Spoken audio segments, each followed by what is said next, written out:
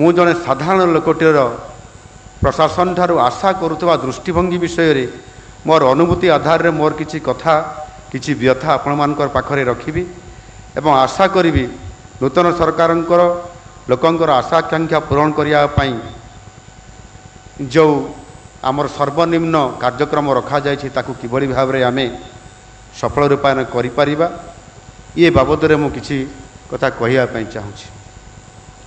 ଆମ ସରକାର ହେଉଛନ୍ତି ଲୋକଙ୍କର ସରକାର, ପିପୁଲ୍ସ ଗଭର୍ଣ୍ଣମେଣ୍ଟ। ଲୋକମାନଙ୍କର ସୁଖ ଦୁଃଖରେ ଆମେ ଭାଗିଦାର, ରାଜ୍ୟର ବିକାଶ ପାଇଁ ଆମେ ପ୍ରତିଶ୍ରୁତିବଦ୍ଧ।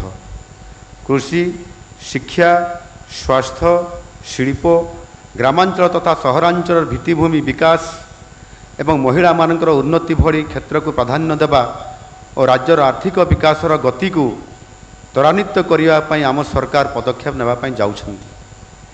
ଆପଣମାନଙ୍କର କଠିନ ପରିଶ୍ରମ ନିଷ୍ଠା ଦ୍ୱାରା ହିଁ ସବୁ ପଦକ୍ଷେପର ସଫଳ ଲୋକଙ୍କ ପାଖରେ ପହଞ୍ଚିବ ଏବଂ ଆମେ ଯାହା ଆଶା କରୁଛୁ, ଆମ ନୂଆ ସରକାର ଯାହା ଆଶା ଆମେ କରୁଛନ୍ତି, ଆଗାମୀ ଦିନମାନଙ୍କରେ ଆମ ରାଜ୍ୟ ଓଡ଼ିଶାରେ, ଭାରତବର୍ଷରେ ଓଡ଼ିଶା ଏକ ନମ୍ବର ରାଜ୍ୟରେ ପରିଣତ ହେବାର ଏ ଯେଉଁ ସ୍ୱପ୍ନ ଅଛି ତାହା ସାକାର ହୋଇପାରିବ।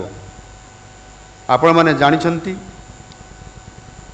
ଓଡ଼ିଶା ଏକ ସମ୍ବଳରେ ଧନୀ ରାଜ୍ୟ, କିନ୍ତୁ ଏ ସମ୍ବଳକୁ ବିନିଯୋଗ କରି ଲୋକେ ଯେଉଁ ସଫଳ ପାଇବା କଥା ବିଭିନ୍ନ କାରଣରୁ ତାହା ଆଜି ପର୍ଯ୍ୟନ୍ତ ସଫଳ ହୋଇପାରି ନାହିଁ ବୋଲି ମୋର ମନେ ହୁଏ। ଏ ବିଷୟରେ ଆପଣମାନେ ତଥା ରାଜ୍ୟବାସୀ ଉଣା ଅଧିକେ ନିଶ୍ଚିତ ଭାବରେ ଜାଣିଛନ୍ତି।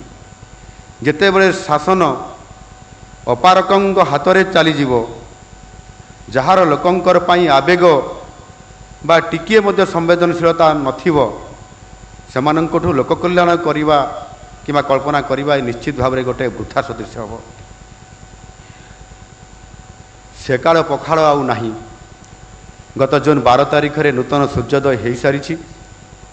ଗତ 100 ଦିନ ଭିତରେ ସରକାର ନେଇଥିବା ବିଭିନ୍ନ ଯୋଜନା ଓ ନୀତିକୁ ସମୀକ୍ଷା କଲେ, ଆଲୋଚନା କଲେ ଏବଂ ଆପଣମାନେ ଯଦି ଜାଣିବା ପାଇଁ ଚାହିଁବେ ତାହେଲେ ନିଶ୍ଚିତ ଭାବରେ ଜାଣିପାରୁଥିବେ କିଭଳି ଭାବରେ ନୂଆ ସରକାରର ନୂଆ ଯୋଜନା ଏବଂ ନୂଆ ନିଷ୍ପତ୍ତି ଏବଂ ଆମର ମ୍ୟାନିଫେଷ୍ଟୋ ଆଧାରରେ ଆମେ କିଭଳି ଭାବରେ କାର୍ଯ୍ୟକ୍ରମ କରିବା ପାଇଁ ଯାଉଛନ୍ତି।